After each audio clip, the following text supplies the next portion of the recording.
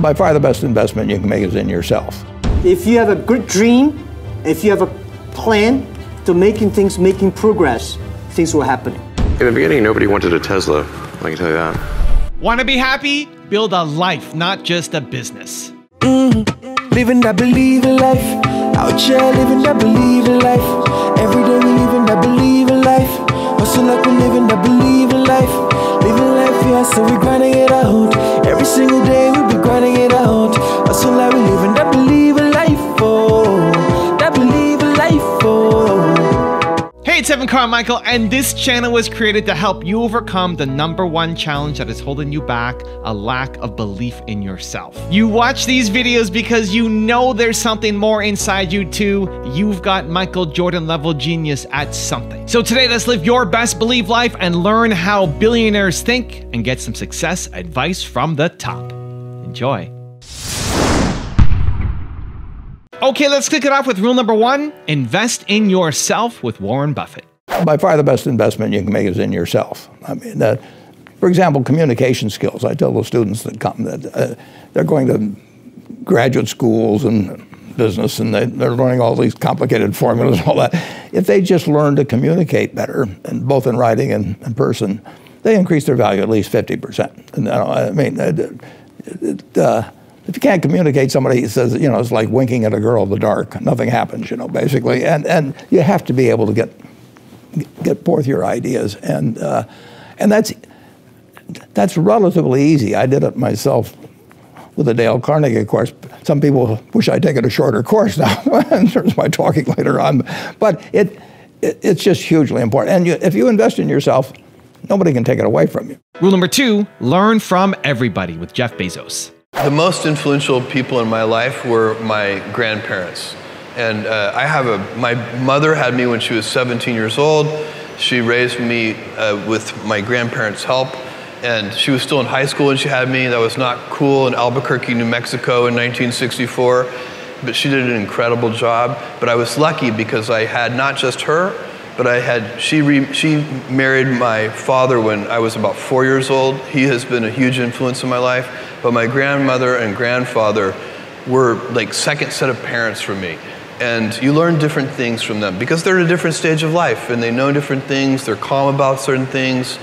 It was a huge gift to me. My grandfather had a ranch in Texas, and I spent all my summers there from like age 4 to 16, and he was the most self-reliant person. He did all of his own veterinary work, all the things, I mean, and to observe him solve problems and figure out how to do things with no tools and no resources and, you know, very small amounts of money, it was a huge education from an early age. So we were very lucky. One of the things that I know people who have, they don't have great family situations, and sometimes they break that cycle, and they are the ones who pull out of it. Those people are the ones I reserve my highest admiration for. Rule #3, filter feedback with Elon Musk. In the beginning, nobody wanted a Tesla, I can tell you that. When we made the original sort of Roadster sports car, people were like, well, why would I want an electric car? My gasoline car works fine. I'm like, no, electric car is better, I should try it. And it was hard to get people to do a test drive. First of all, nobody knew who we were. They never heard of this company. And I'm like, yeah, we're named after Nikola Tesla. You know that guy? Nope. So for sure we were doing push in the beginning because people said there was no one telling us that they wanted an electric car. So it was not out of like, you know, it was like lots of people coming up to me saying, hey, I really want an electric car. I heard that 0 times. So people were like, it's like, man, we better make an electric car and show that these things can be good, and then people will want them. You know, it's like, I think it was like Henry Ford said, like when we're talking about the Model T, it's like if you asked the public what they wanted, they'd say a faster horse. Mm-hmm. So if you did like a big survey and said, well, hey, public, before automobiles, what would you like? It's like, well, I'd like my horse to go 3 miles an hour faster and eat less food and be stronger and live longer and that kind of thing. There'll be basically a bunch of incremental improvements on a horse. Because people, when you say like, well, what about an automobile, that car that drives itself? Like, what are you talking about? That sounds crazy. But when you actually make an automobile and give it to people and say, okay, now this is a horse where you can keep it in the barn, and if you leave for a month, it's still alive.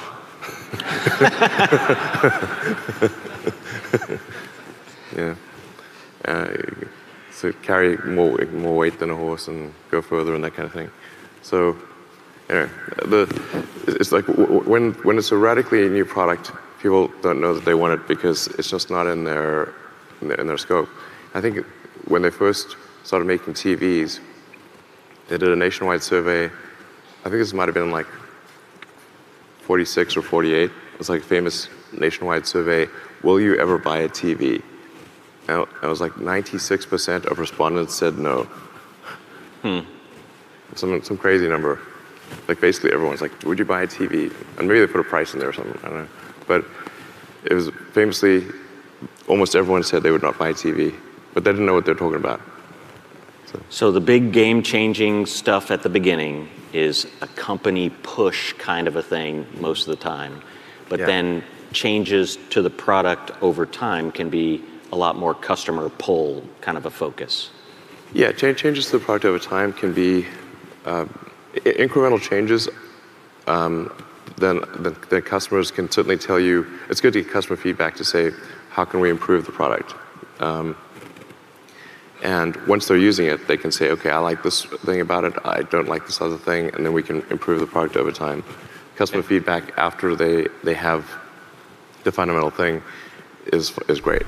Also, if you want to have more self-belief and self-confidence, I've designed a special free program to help you get it, where I send you a video every day for 254 days. The research says it can take up to 254 days for you to build a new habit, and this program will help you get it. Once again, it's free, and the link to join is in the description below.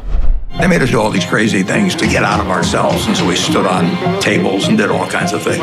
The biggest risk you can take is not taking any risk. Starting companies like staring into the abyss and eating glass. Rule number 4, have strong beliefs with Jack Ma. A great entrepreneurs should not have a money. If you have a money in your mind, this is US dollars, this is RMB, and you're talking like English pounds. Nobody will work with like.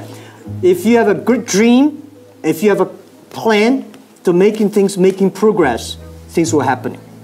And I changed my mind this morning. Just a half an hour there, I would do more things in Africa.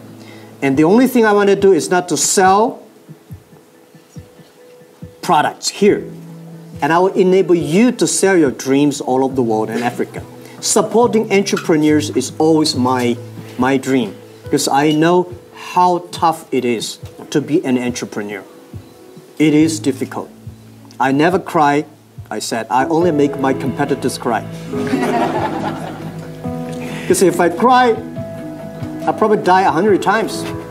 Because we have to encourage our team, and I say, making sure that we can survive tomorrow. As I said, before I answer your question, I want to say, this is my belief. And this is what I tell every day to myself. Today is difficult. Tomorrow is much more difficult. But the day of tomorrow is beautiful. Most people die tomorrow evening. Even today, as my size, for our company's size, I still believe today is very difficult. I have more problems than anybody here can imagine. You say, now you are big. You make billions of dollars every quarter. I have much more problems than you have. Much more headache than you have. Rule number 5, you are what you believe with Oprah Winfrey. First day I went to school, I was in a classroom. By the time I was, 6 years old, didn't go to school until I was 6 years old because I was living with my grandmother at that time. Sure. But she had taught me how to read the Bible stories. So I went into the classroom knowing Nicodemus, Shadrach, Meshach, and Abednego. I could spell all of those words. I thought I was, I was preaching to my kindergarten teacher. You were old, huh? So she was like, who is this girl? So I was never placed in an environment where I was ever made to feel inferior. I always felt like I'm the smartest kid in this room. And because I was never placed never put in a position where I was made to feel less than, I didn't grow up feeling less than, you know? And the rest, as they say, is history. And the rest, they say, is history. And it's all about what you believe. You know, I say this to, when I do something on my network now called Life Class, the fundamental key to success is what you believe is true for yourself. Not what you want, not what you desire. It's what do you believe? You know, you can say, I want to be the most successful person in the world. Yeah. But if you believe that there's a glass ceiling and you're going to have a hard time kicking through that glass ceiling, you will be defined by the glass ceiling. And the great beauty and gift of my life is that I was never defined by the box that other people tried to put me in. Rule number 6, protect your ideas with Sarah Blakely. I didn't tell anybody my idea for 1 whole year. And it's very important to tell the people that can help move your idea forward, but I didn't share it for validation purposes, and no one had shared that with me. It was sort of a gut feeling. But ideas are the most vulnerable in their infancy, the moment you have them. And this is the moment that we always want to turn to a friend, a coworker, a husband, and tell somebody the idea. Well, the minute you tell somebody the idea, ego has to get involved. And then you end up spending all of your time defending it and explaining it rather than pursuing it. So I feel like more than anything, the reason why I'm not still selling fax machines is because I kept it a secret for 1 whole year. And all my friends and family can tell you, they would say is, Sarah's working on some crazy invention, we don't know what it is. And after 1 year, I sat them all down. I said, okay, guys, it's footless pantyhose. I mean, you should have seen their faces, like, what? And out of love and concern, I heard, if it's such a good idea, why hasn't somebody else done it? And sweetie, if it is such a good idea, you'd use your life savings, then the big guys might knock you out of the water in 6 months. And until I'd invested this much of myself in this, I think if I had heard that a year ago when I cut the feet out of my pantyhose that day, I'd still be selling fax machines. And rule number 7, the last one before a very special bonus clip, is be clear with Mark Zuckerberg. The hardest thing for me early on was, because I just started off as, I was an engineer, or, I wasn't even really an engineer as a student, right? I thought I was going to be an engineer when I graduated. And, when you're building something yourself, you kind of have all the meetings in your head, right? It's like you don't need to articulate the principles so clearly. It's like you kind of can make all the trade-offs on everything from architecture to product to marketing to just all these things, and you're kind of you have the context to trade this off. And I think it's really easy when you start building something to underestimate how much context you need to put out there and how clear you need to be about what you're trying to do. So, most of my mistakes early on in building the company were about not being clear enough internally about what we were trying to do. I mean, there's this very famous episode where like in 2006, a couple years into building the company, Yahoo tried to buy us. And so they offered a ton of money, and a lot of the people who I'd hired at the point, they were kind of experienced technology executives, and this was like all of their startup dream come true, right? They joined, and then within a year or a few months, like the company had the opportunity to exit for this large amount of money, and I really failed through that period to communicate what we were trying to do and what we stood for, and in the absence of that context, then of course it was a rational thing for people to think that this was like a good outcome for us to have.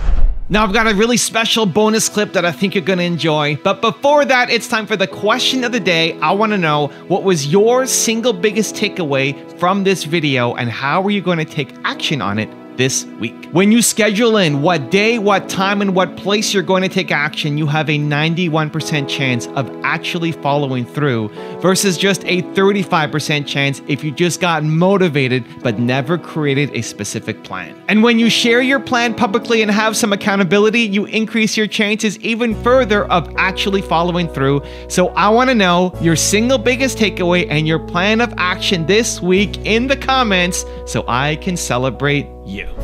If you had to define the American dream, what would you say it is? That when you think that there's all the opportunity you want and you don't know any better, you go after it. In my generation, it was a pleasure to work. Whether it was at the Variety Boys Club at 7 years old, making flower pots, going out and selling them, or Christmas cards at 9, or going on the streets at 11 years old, delivering morning newspapers.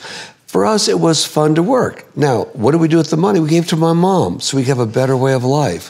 When we got into high school, my brother and I saved a little bit of it for our car, which happened to be a junker, but we rebuilt it in an auto shop. But because for us, it was a pleasure to work. You know, just because, wow, we got a job. It was so cool.